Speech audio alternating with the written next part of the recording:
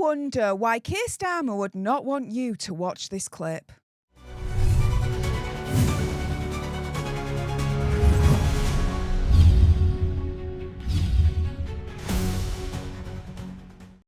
Hey up everyone and welcome to Political Nerds. I'm Steph the Alter Nerd, your nerdy political guide from Washington DC to Westminster and beyond. In today's video I'm going to be showing you this clip right here that Keir Starmer probably would not want you to watch. Now of course, before we jump into it, do your research, come to your own conclusions, and as a disclaimer, I'm not inciting hatred to anyone or particular group, religion, etc. So let's jump into it first and foremost with this from Tommy Robinson that he posted on X, saying the following. Listen to at BTBSOCO, otherwise known as Bob the Builder on Islam.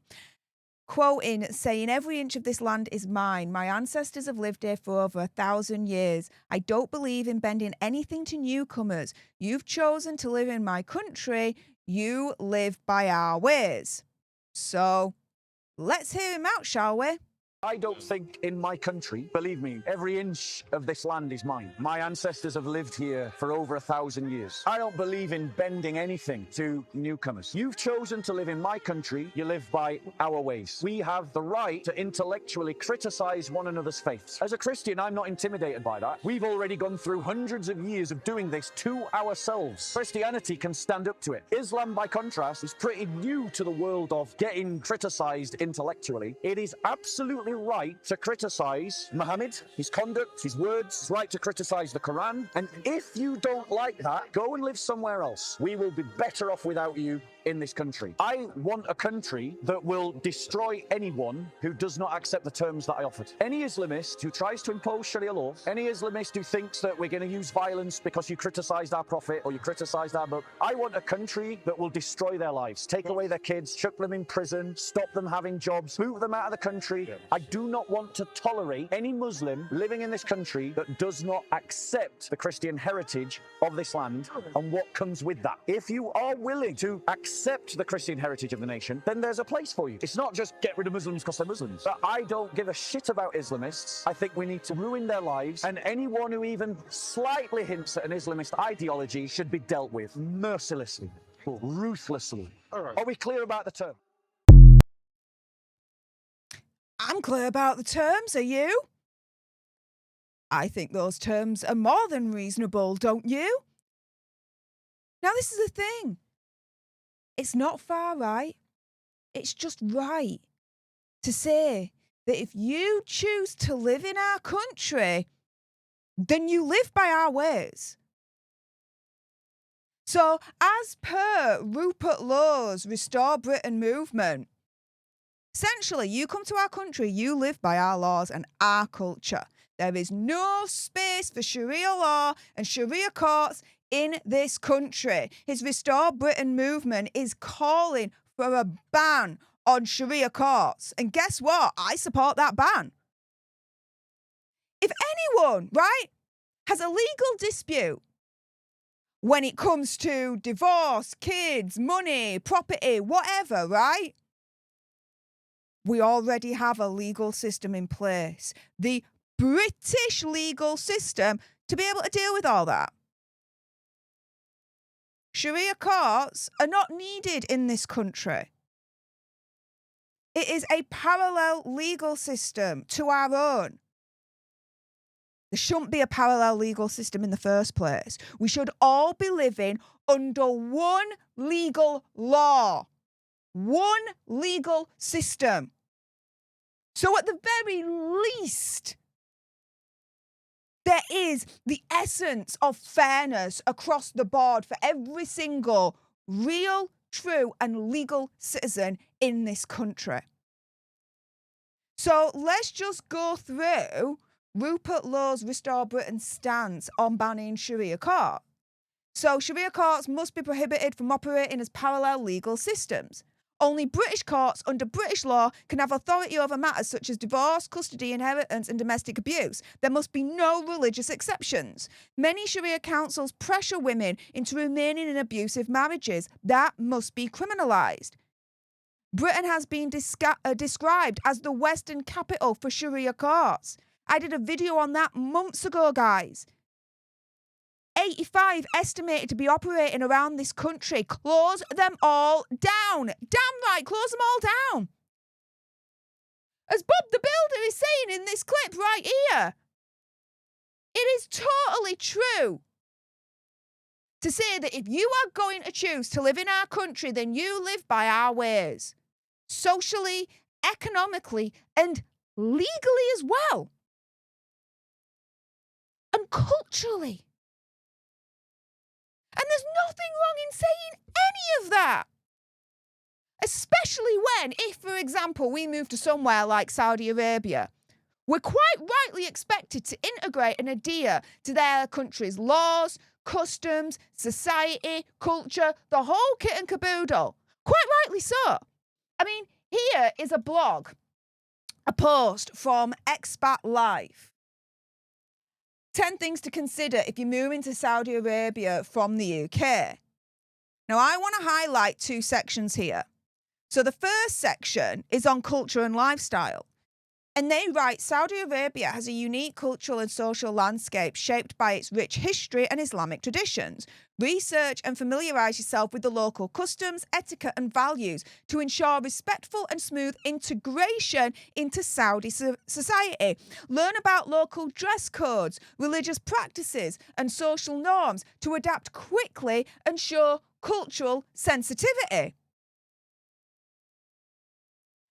Let's put it this way, guys. In this paragraph right here, swap Saudi Arabia for England. And swap Saudi society for English society.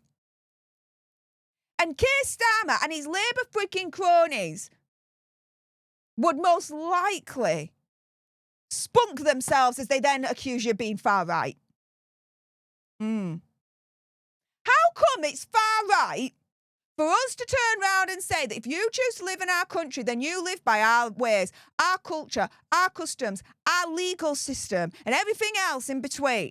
How come it's far right for us to say that, but it's totally okay for Islamic countries like Saudi Arabia to say the same thing, but for their own culture and for their own customs and for their own laws? No. I'm not going to stand for that hypocrisy. Are you? Let's get on to the second bit that I wanted to highlight, the language and communication. Arabic is the official language in Saudi Arabia, and while English is widely spoken, learning basic Arabic phrases can enhance your experience and ease communication with locals. Consider enrolling in language classes or using language learning apps to improve your language skills. This is a thing. If you choose to live in our country, then you live by our ways. But that also means you've got to learn the English language. Otherwise, how the frick are you going to be living in this country in the first place if you can't even communicate with us? There's so many in the illegal immigrant community and the Islamic community as a whole that need translators when they're in court, when they're in hospital, when they have to visit a GP. And some of these people have been here for years and they've still not grasped the English language.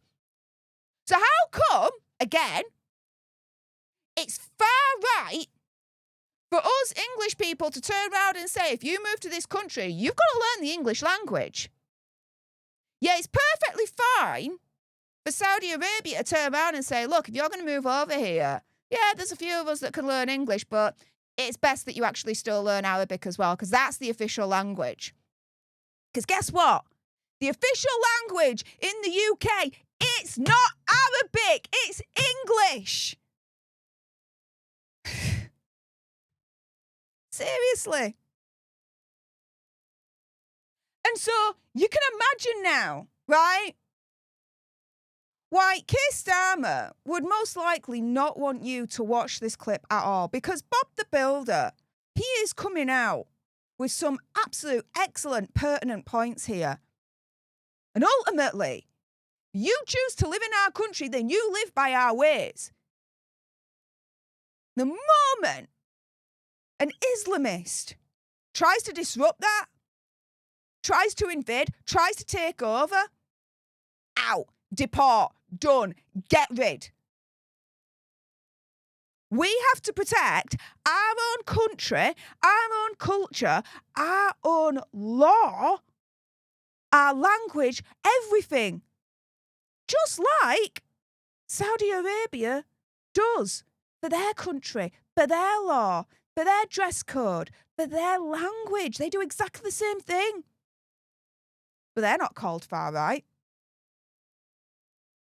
But when we try and assert the same parameters that Saudi Arabia does for our own country, Keir Starmer and his Labour cronies have got the freaking cheek to call us far right.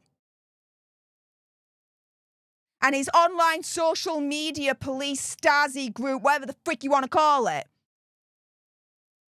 would have so much of a spunk on as they then put me on one of their watch lists or whatever for being far right. No. I'm not far right, I'm just right.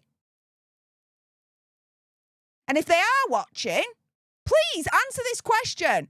How come it's far right for me to turn around and say, if you choose to live in our country, then you live by our ways? But it's completely all right for Saudi Arabia to say the exact same thing for their own country, and they don't get labelled as far right or extremist.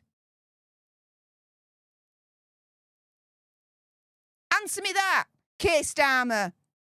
Answer me that. Social media freaking police Stasi force out there that's probably watching this right now. I'd be interested in your answer, that's for damn certain. With that being said, if you appreciated this video and you want more, and unfortunately with the state of the UK at the moment, there's going to be more, then make sure you subscribe to join our Alter Nerd tribe here on Political Nerds. Like, share, comment down below your opinion, conspiracy theory, whatever. What do you think to this clip? I mean, I agree with this dude, but what do you think? Let me know in the comments down below when I can press the right button. Thank you so much for tuning into this video. If you're watching on X, make sure you're following me at Steph Alter Nerd. And until the next time, you guys, laters.